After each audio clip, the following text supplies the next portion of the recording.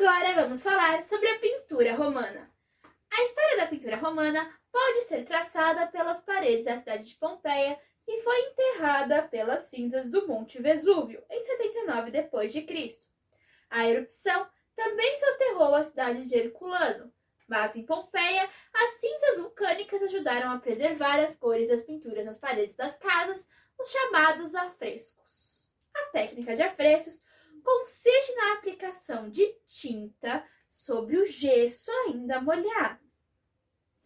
Como assim, professora? Vamos dar um exemplo aqui para vocês.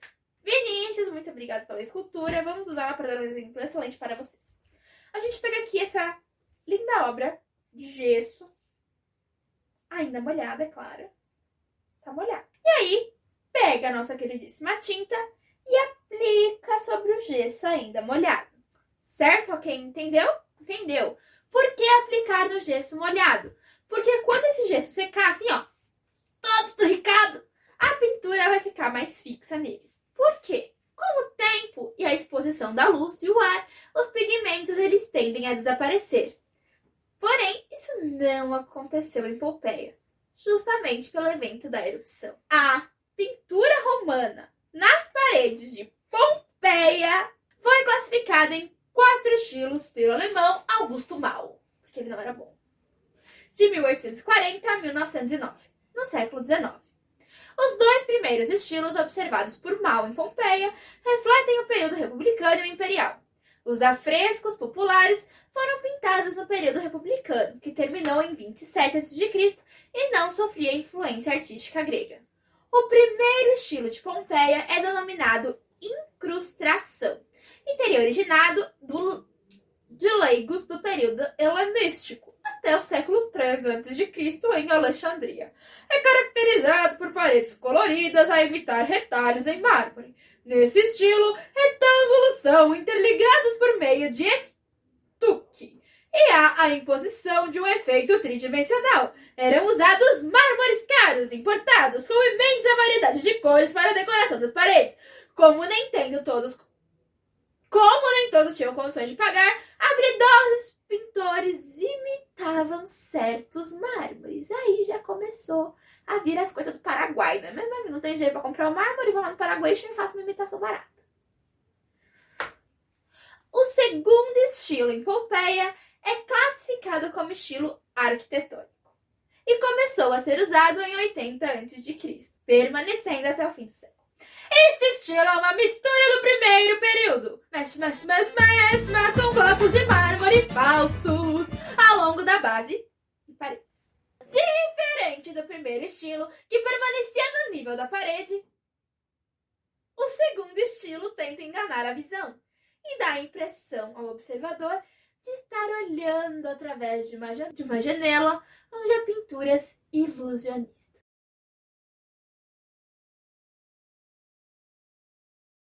No segundo estilo, os elementos arquitetônicos são usados para conduzir as pinturas e assim surgem imagens de colunas e relevos fantásticos que dão a ilusão de movimento. Você acha que eu tô me mexendo? Ah, eu não tô não! Entre os exemplos deste tipo de pintura estão as instaladas na Vila dos Mistérios. São pinturas em tamanho natural que envolvem o observador.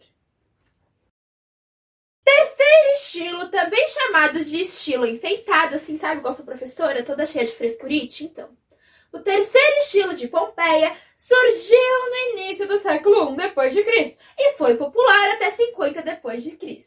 Nesse estilo, as superfícies exibem planos monocromáticos e a riqueza de detalhes. O exemplo de pintura do terceiro estilo é o painel com candelabro, em Vila Agripina Póstumo, que foi pintado no século I a.C.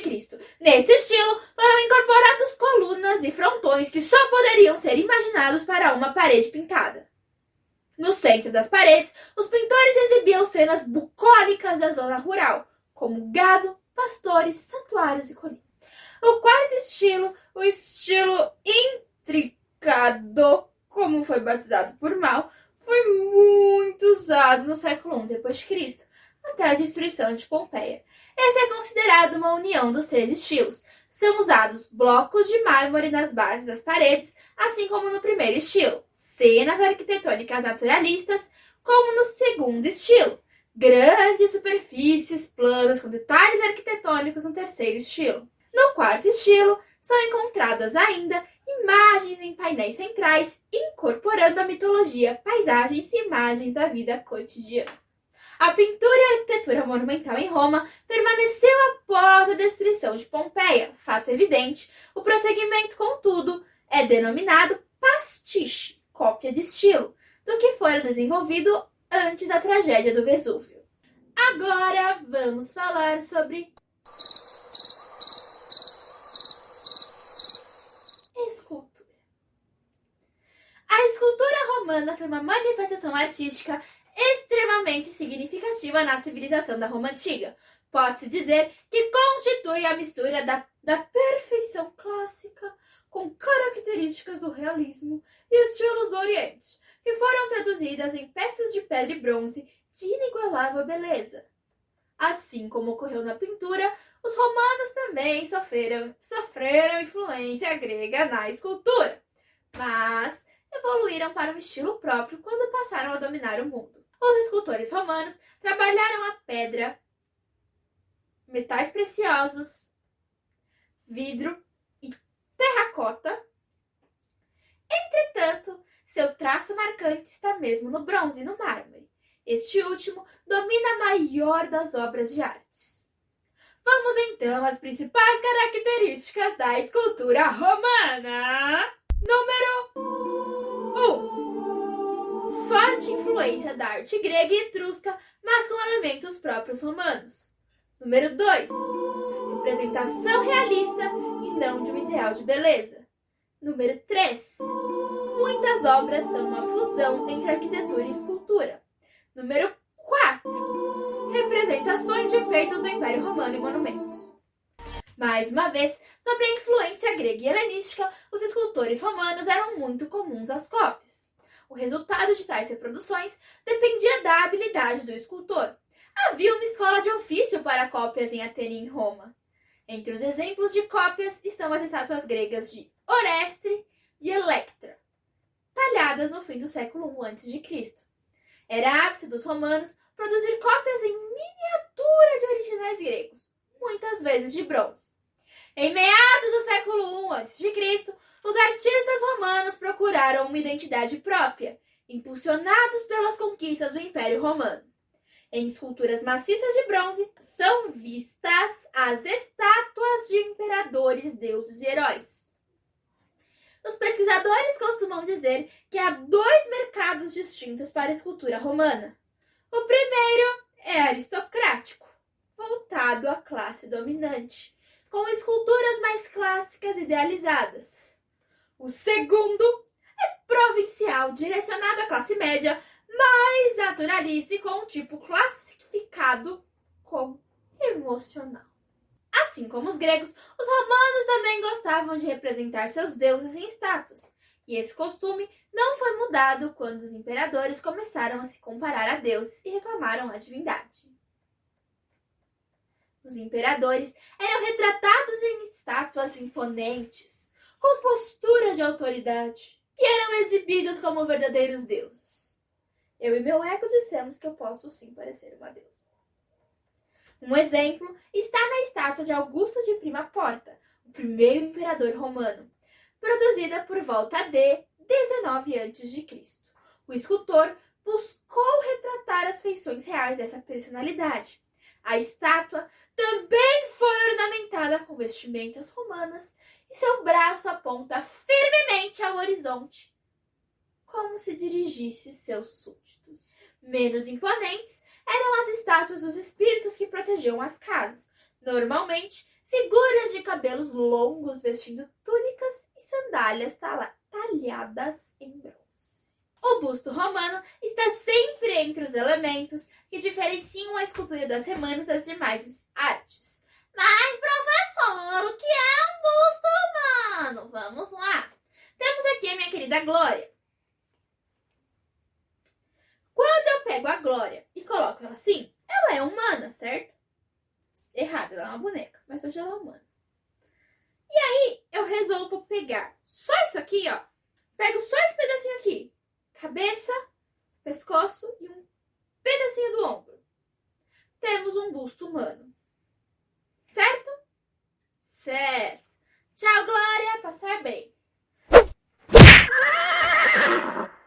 O realismo é o traço principal dos escultores, com detalhes de cicatrizes, envelhecimento da pele e demonstração dos efeitos do tempo como as rugas.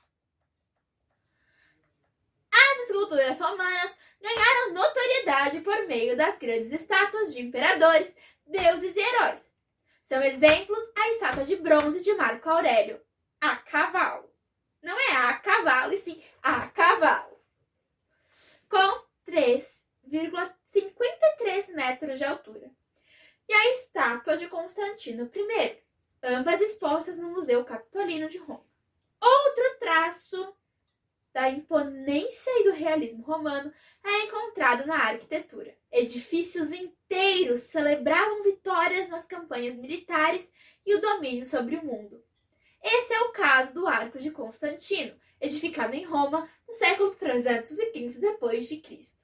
Constantino I derrotou e escravizou povos bárbaros, e seus arcos demonstravam a superioridade de Roma. O mesmo ocorre com as colunas de Trajano de 113 d.C., que revelam um imperador meticulosamente preparado e uma personalidade inspirada para suas tropas. Esta é uma marca diferenciada da arte romana, com relação à grega.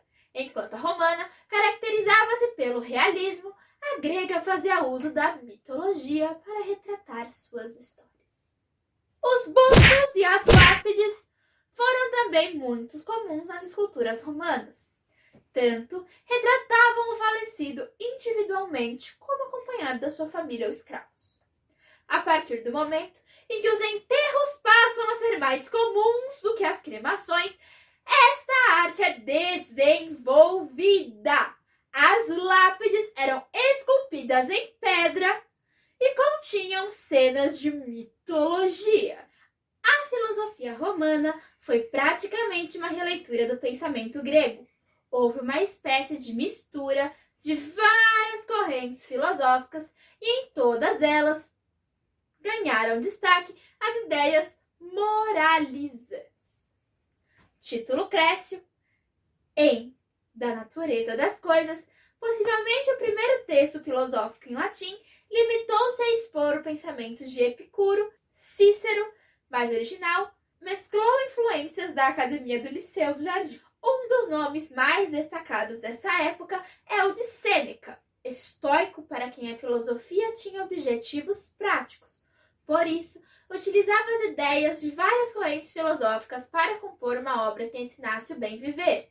Epiteto, ex-escravo, e Marco Aurélio, imperador, também constituíram os pensamentos romanos. Somente no século III, em pleno declínio do Império Romano, é retomada a preocupação inicial da filosofia, a busca por um princípio único, ou para tudo aquilo que existe. O responsável por essa retomada, também baseada na filosofia grega, é Plótino, fundador da corrente denominada neoplatonismo. Vamos então agora falar sobre os filósofos romanos. Plótino nasceu em Licópolis, no Egito. Foi discípulo de Amônios, que o fez estudar Platão.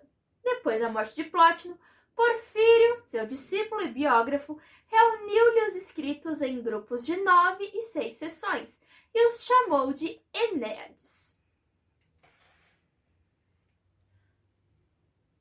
Marco Túlio Cícero, orador, escritor e político romano.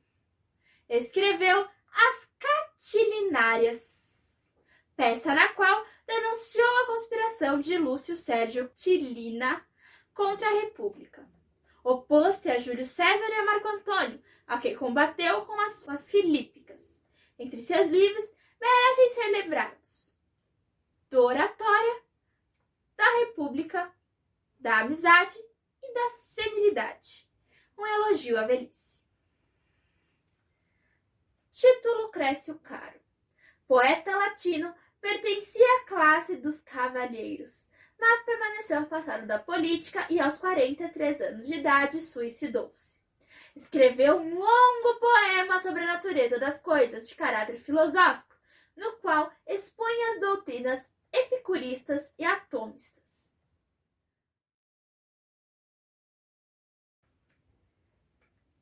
Lúcio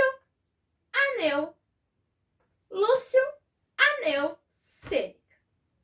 Filósofo latino de origem hispânica, educou-se em Roma e em Alexandria. Foi senador durante o reinado de Calígula e ocupou-se da educação de Nero. Envolvido na conjuração de Piso, cortou as veias acatando a sentença do imperador. Seu pensamento, ligado à tradição estoica, exerceu notável influência em autores posteriores. De sua obra conservada, destacam-se os tratados filosóficos e 9 tragédias, entre as quais sobressaem-se Medeia, Freda, Édipo e Agamenon. Entre os pensadores romanos, muitos são os que se dedicaram à história, preocupados com o passado, deixando compêndios que retratavam guerras, vidas célebres e condensavam as tradições romanas. Júlio César viveu entre 102 e 44 a.C. Preocupou-se com as guerras e assim escreveu a Guerra da Galileia, importante documento sobre a documentação romana na região. Tito Livio escreveu a história de Roma em 142 livros, sem se preocupar com a interpretação e as causas dos grandes problemas, valorizando a grandeza, a moral e a tradição dos povos romanos. Plutarco, de origem grega, nasceu na Beócia, mas latinizou-se. Sua obra, Vidas Paralelas, representa um importante documento histórico, relatando a história de vida de 50 homens ilustres, cuja maioria põe-se em paralelo um grego e um romano. Suetônico, secretário de Adriano, preocupou-se com a vida dos primeiros imperadores romanos e deixou isso registrado a partir de sua obra, Vida dos 12 Césares. Escreveu também O Asno de Ouro, uma crítica ao Império Romano. Agora vamos falar sobre literatura. A literatura latina foi fortemente influenciada pela literatura grega. Não seria injusto afirmar-se que no século III a.C., quando começaram a aparecer as primeiras obras literárias latinas, havia simplesmente uma imitação das letras helênicas. Nunca obtiveram os romanos, contudo, a profundidade do pensamento grego. Nesse primeiro período, limitaram-se a traduzir em latins as obras mais populares da Hélade. Assim é que Livo Andrônico e Névio traduziram os escritos gregos e a Odisseia tornou-se conhecida em todas as escolas de Roma. Os mais notáveis vultos do período inicial são Plauto e Terêncio. Plauto, o poeta do povo, chegou a gozar de grande popularidade. Criticava em suas comédias os costumes de seu tempo e possivelmente foi o maior cômico latino. Terêncio, embora cartaginês e escravo, foi na sua época um ídolo do patriciado romano com suas peças O Atormentador de Si Mesmo, O Eunuco, A Sogra e Os Dois Irmãos. Gente, nessa época eu já fazia piada com sogra. Os últimos anos da República e os primeiros anos da época imperial constituíram o período mais brilhante da literatura latina. Embora nele ainda perdure a forte influência dos modelos helênicos, para alguns autores, a fase denominada Século de Augusto não tem, entretanto, muita virilidade. O panegírico e a bajulação dominam como consequência natural de um regime onde o governo tenta transformar-se na própria divindade. Diferente de hoje em dia? Não sei, fica aí a pergunta. As maiores figuras do período final da República são Varrão, dotados de conhecimentos enciclopédicos e em cujos escritos colhemos grande parte das nossas informações sobre Roma Antiga. Cícero, o melhor exemplo de assimilação da cultura grega pela cultura romana. De moral estoica e provavelmente um dos mais famosos escritores da antiguidade. Virgílio, amigo de Augusto, autor da Eneida, imbuído de um patriotismo vibrante e de uma grande sensibilidade pelas coisas da natureza, glorificou em moldes tipicamente gregos o imperialismo romano. Horácio, que pretendeu conciliar os ensinamentos dos estoicos e dos epicuristas, sem dúvida um dos mais interessantes escritores latinos, são famosas as suas odes e suas sátiras. Ovídio, que representa bem o estado de espírito dos romanos. Após a dominação do mundo mediterrâneo, suas obras, se bem que sagazes e brilhantes, revelam o cínico e o individualista. É o autor da famosa A Arte de Amar. Tito Livio, excelente estilista, embora péssimo historiador, sua história... Livros, desde a fundação da cidade, está cheio de episódios dramáticos e nem sempre verdadeiros. E já que não são sempre verdadeiros, eles começam a exercer uma função de quê? De patriotismo. Foi então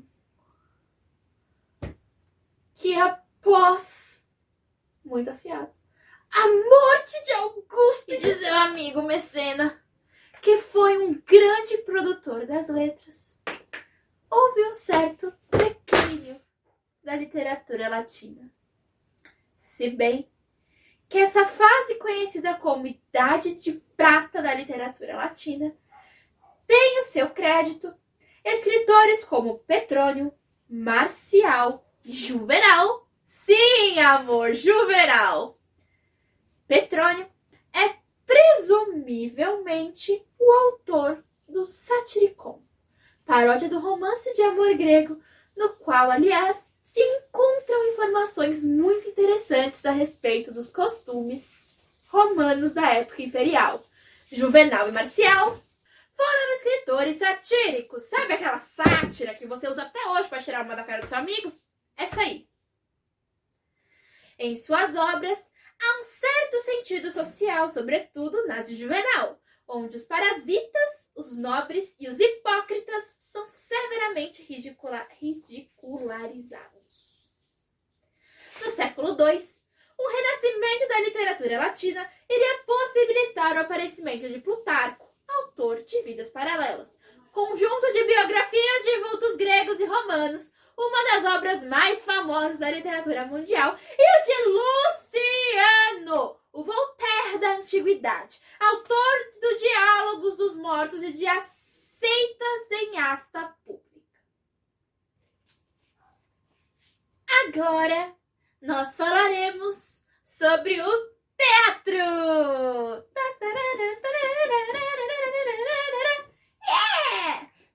O teatro romano era uma forma diversa e interessante de arte, sempre muito interessante, é claro.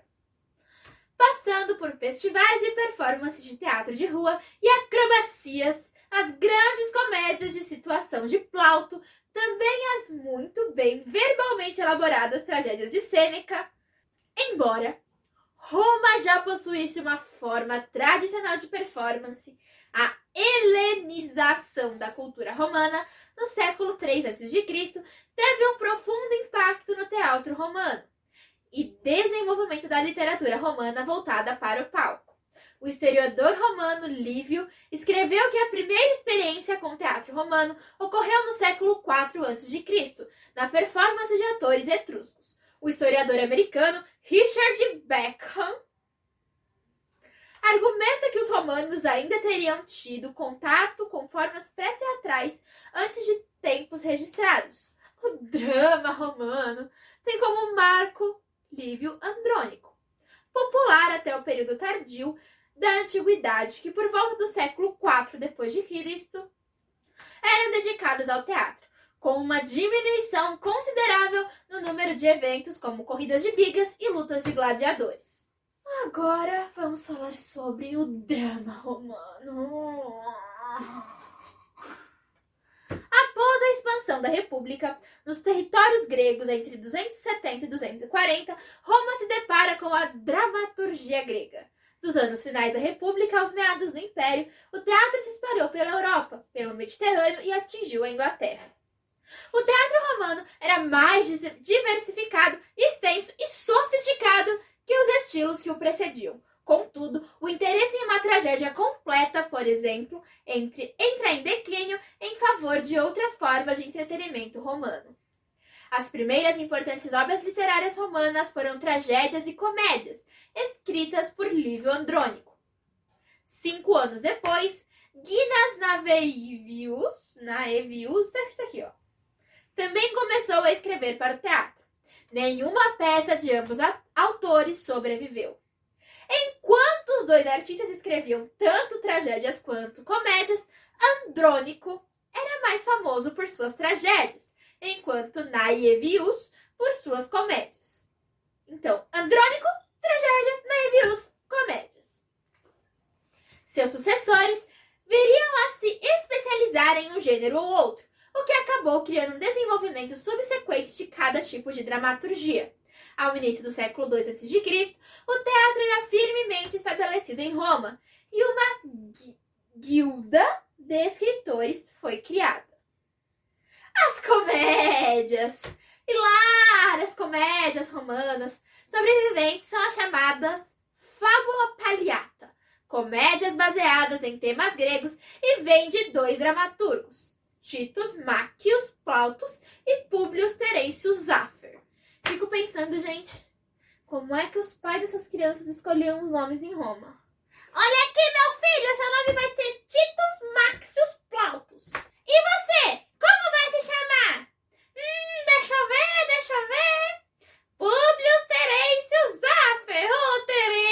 Terêncio querido da mamãe. Mas voltando.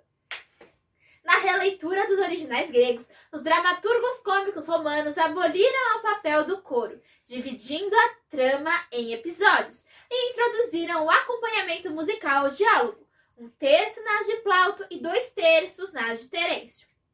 A ação da cena acontece em sua maioria em algum lugar fora do lar, e é seguido da escuta às escondidas. Plautus, o mais popular entre os dois, escreveu entre 205 e 184 a.C., e 20 de suas comédias sobreviveram na íntegra. Pois é, né? Que da hora. Os dramas dos amigos anteriores, quase nenhum sobreviveu. Agora a comédia perpetua-se na história, das quais suas farsas são as mais conhecidas. Ele era admirado pela sagacidade e inteligência de seus diálogos e o uso de variadas métricas poéticas. Todas as comédias de Terêncio, escritas entre 166 e 160 a.C., sobrevivem. A complexidade de suas tramas, as quais combinavam muito da comédia nova grega, eram muitas vezes denuncistas. Mas suas tramas entrelaçadas em uma mesma obra permitiam a apresentação de comportamentos humanos complexos e sofisticados. Nenhuma tragédia romana do início do movimento teatral sobrevive. Contudo, era extremamente famosa em sua época. Historiadores sabem de 3 tragediográficos iniciais: Quintus Ennius, Marcus Pacúvius e Lúcio Áquio. A partir do Império, o trabalho dos tragediógrafos é registrado. Um é desconhecido, enquanto o outro é o filósofo Sêneca. Temos também registro de 9 tragédias do autor, todas elas fábula crepidata, tragédias adaptadas dos gregos. Mais uma vez, temos os gregos lindos dirvosos influenciando os romanos. Fedra, por exemplo, foi baseada na tragédia de Eurípides e Hipólito. Os historiadores não sabem quem escreveu a única obra chamada de fábula praetexta, baseada em temas romanos: Otávia, mas era antigamente atribuída a Sêneca pela caracterização de seus personagens na tragédia. As comédias de arquétipos da Roma antiga, conhecidas como atelana, eram tipos de comédias que bebem muito das comédias novas, e muitos autores a têm como influência. Para a comédia de tipos, a chamada comédia dell'arte, nascida na Itália, chama-se comédia atelana, pois origina-se de uma região ao norte de Nápoles, sul da Península Itálica. Agora, vamos conhecer um pouquinho do que compõe essa comédia. Primeiro, os adulenses. Os adulenses é aquele carinha que todo mundo shippa na história. Quem ele é? Ele é o herói, é o jovem, rico, dominado pelo amor, às vezes não muito corajoso. Ele tende a lamentar seu destino e requer sempre ajuda. Outro personagem, muitas vezes, tende a agir em seu nome. Seu pai é muitas vezes o Senex, ou um velho, que lhe teme, mas não respeita. Ele usa uma peruca escura e suas roupas são geralmente escarlates. O Senex tem variadas interpretações, como pai, ou é alguém muito severo ou muito permissivo. Ambos aspectos são formas de amor por seu filho. Como amante, ele envergonha seu filho, sua mulher e seu escravo. Ele tende a ser apaixonado pela mesma mulher que seu filho. Já viu que isso dava um rolo hoje em dia, né? O cara é o pai, e aí ele sempre é apaixonado pela crush do filho. E aí, pelo menos, ele nunca fica com a jovem, que é normalmente punida pela esposa estressada do cara. Às vezes, ele é um amigo da família, que ajuda os adulenses. Ele é muitas vezes um avarento. Sabe aquele que você bota a aspirina na mão, atravessa o mar e chega com a aspirina do outro lado? Então, esse mesmo. Que veste uma roupa em linha reta, branca, com mangas compridas e, por vezes, carrega um cajado. O Leno dirige o bordel. O interesse do amor dos adulenses pode ser de propriedade do Leno e trabalhar em seu bordel, de modo que os adulenses muitas vezes é forçado a lidar com ele. É descaradamente amoral e interessado apenas em, money, dinheiro. Ele se veste com uma túnica e manto e muitas vezes é careca! Meus olhos! Tá legal! E carrega uma bolsa de dinheiro. Os Mil e Gloriosos, literalmente soldado fanfarrão, é um personagem que é especialmente conhecido hoje. Ele ama a si mesmo mais do que qualquer outra coisa. E se vê como bonito e valente, quando na realidade ele é muito estúpido, covarde e crédulo. Conhece gente assim hoje em dia? Eu conheço. Outro dia eu fui falar sobre uma prova que falava da estética da perfeição. O aluno me respondeu assim: mas professora, a imagem da perfeição só se eu pegasse uma foto minha e colava na prova. A gente respira e pensa, é pra rir? Espero que não, né? Então, esse ser humano aí, o Mil e Gloriosos, ele pode estar interessado na mesma garota que o adulenses. Gente, como Roma é complicada, cara. O menino tem o crush, o pai gosta da crush, o soldado gosta da crush, todo mundo gosta da crush. O que a gente faz? Vamos falar das vestimentas dele, porque não tem mais o que fazer. Ele veste uma túnica com mangas longas e tem cabelo encaracolado. O parasitus ou parasita vive apenas para si mesmo. Sabe aquela pessoa top que você fala, pega aquilo ali pra mim? Não. Faz aquilo ali pra mim? Não. Vamos ali comigo hoje? Por quê? O que eu ganho com isso? É esse tipo que nós estamos falando aqui. Ele é muitas vezes visto implorando por refeições ou sendo-lhes recusadas. Ele mente para o seu próprio benefício. Ele se veste com uma roupa longa, preta ou cinza, com mangas duplas e compridas. Os servi, escravos, ocupam cerca de metade do elenco e muitas vezes têm o maior número de monólogos. Engraçado, né? Pelo menos no teatro os escravos tinham destaque. Eles não são os trabalhadores típicos de uma casa romana real. O cálido servus, ou escravo inteligente, é sempre falador. Sabe aquela pessoa tagarela, matraca, tipo a professora Isaura na aula de hoje? Então, ele fala demais. Mas, tirando falar pra caramba, as suas outras características elas variam muito. Na maioria das vezes, ele é leal, mas ainda para com os adulenses do que para os seres. Ele traz truques e comédia física para as peças e tende a conduzir a trama. ele é muitas vezes aquele que descobre a verdade no final. Ou seja, o escravo é o que dá liga para tudo. Ele pode ser identificado por sua tendência a usar a aliteração e métrica em seu discurso. Usa túnicas desgastadas ou lenços. A Ancila é uma empregada doméstica ou ama de nenhuma idade particular. Ela é uma personagem menor, usada para mover a trama, apresentando informações ou ajudando a desenvolver outro personagem. Ela é uma ferramenta de sua senhora e pode ser usada como mensageiro. Ancila é igual a X9, ok? A Ancila é aquela pessoa apática que não tem poder nenhum na história, mas que vai lá levar as futricas de um lado pro outro. A matrona, mãe, mulher ou xor, esposa, é astuta. Ela ama os seus filhos, mas é temperamental com seu marido. Ela não tem que ser uma esposa dedicada, mas às vezes é. Ela veste uma túnica comprida, com mangas soltas e um manto. A Meretrix, não preciso nem dizer o que significa, não é mesmo? Mas vamos lá. Ela é uma prostituta, ou mercenária, ou devota a algum personagem. O primeiro tipo é mais velho, mais experiente e já viu de tudo.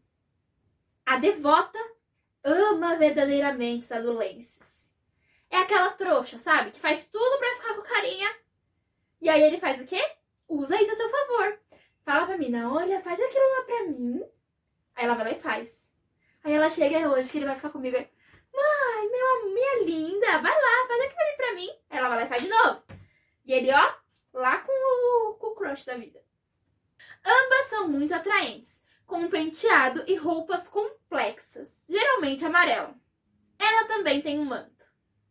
A Virgo, jovem donzela, é o crush que nós estamos falando até agora, gente. Ela é um interesse amoroso dos adolescentes, mas não fica muito tempo no palco. Até porque, quanto mais tempo você olha para uma pessoa, mais você consegue observar características falhas nela. Para Virgo, a jovem donzela, ser considerado um ser sublime, estonteante, divino, até para o público, quanto menos ela subir no palco, melhor. Ela é linda e virtuosa, porém com pouca personalidade. Nas histórias, ela é tratada apenas como um prêmio, um troféu, um chaveirinho lá na coleção. O teatro romano era construído como o teatro grego. Havia uma área de bastidores, assentos feitos para o público e uma orquestra. Gente, em Roma já tinha orquestra, não é fantástico? A era romana passou por muitas fases diferentes antes de atingir a forma que todos nós reconhecemos hoje. Os teatros, como estruturas de madeira simples e temporárias. O layout do palco era o mesmo que em fases posteriores de pedra. 3 portas, abrindo para o bordel, templo e a casa do herói. O próprio palco era cercado por coxias de cada lado e a caixa cênica era coberta. Até o fim da República, os romanos não possuíam uma estrutura de pedra. A última referência para o edifício teatral é um teatro de 17 anos antes de Cristo. Os grandes teatros de pedra assentavam cerca de dezenas de milhares de espectadores. De novo, dezenas de milhares de espectadores. E é surreal, gente, porque hoje, se a gente for pegar um teatro, não cabe dezenas de milhares de espectadores. Não havia cortina e as performances não aconteciam no fosso da orquestra como na Grécia. Cadeiras de madeira eram disponibilizadas quando havia espaço e o teatro possuía funcionários que auxiliavam a plateia durante toda a performance. Agora, nós podemos observar aqui uma imagem de como era esse teatro. Fantástico, não é mesmo? Os assentos eram projetados para cima para melhorar a acústica. E esse palco, com essas 3 saídas que vocês podem observar aí, em algumas modalidades o chão abria e os instrumentos cênicos subiam. Muito mais interessante do que os teatros de hoje. Porém, contudo, todavia e entretanto, diferente dos gregos, os romanos não necessariamente se utilizavam precisavam de acidentes geográficos para a construção de seus teatros. Mesmo em planícies e vales por toda a extensão do Império, na Península Itálica, a França, teatros romanos foram construídos do zero. Exatamente, do nada. Eles viam um lugarzinho, olha aquele lugar top, vamos fazer um teatro. E muitos desses teatros sobrevivem até hoje. Mesmo após o domínio da Igreja e a queda do Império, os teatros continuaram a existir. Foram locais de refúgio e tratamento de enfermos durante a peste na Idade Média e durante as guerras eram abrigos improvisados para a população, mesmo nas guerras mundiais do século XX. Considerando o edifício teatral que se mantém mais fiel ao original romano, é o Teatro da cidade de Orange, ao sul da França.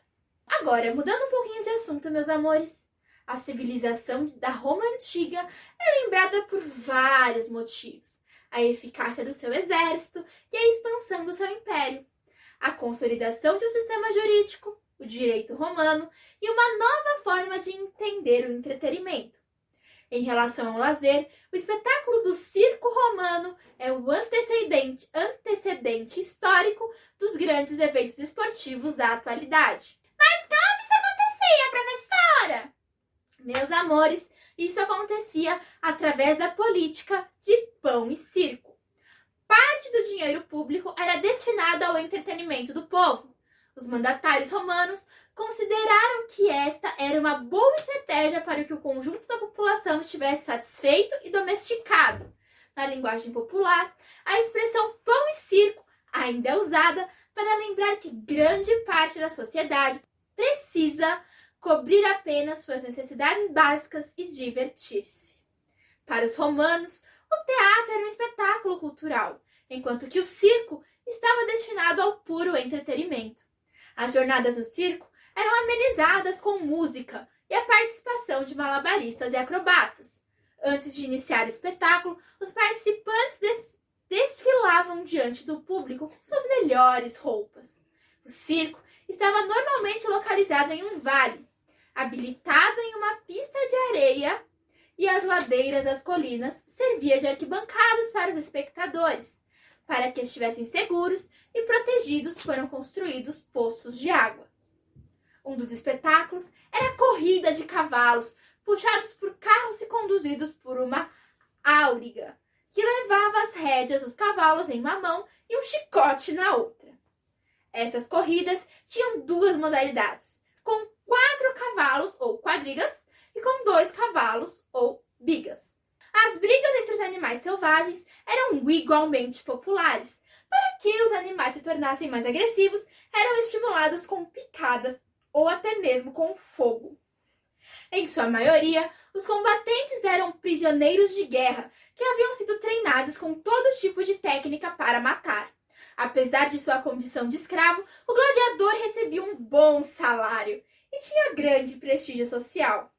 Mas aí fica a pergunta, meus amores, será que vale a pena?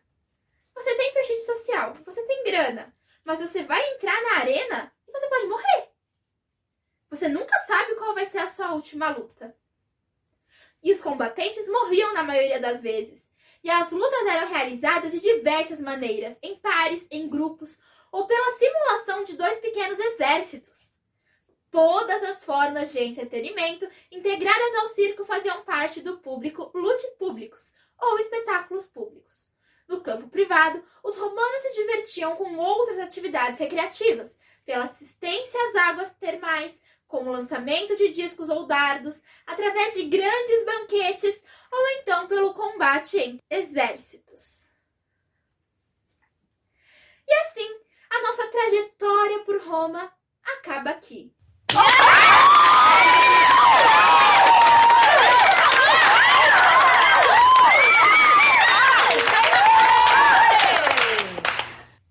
Espero que você possa ter adquirido muitos conhecimentos e nos vemos em uma próxima aula.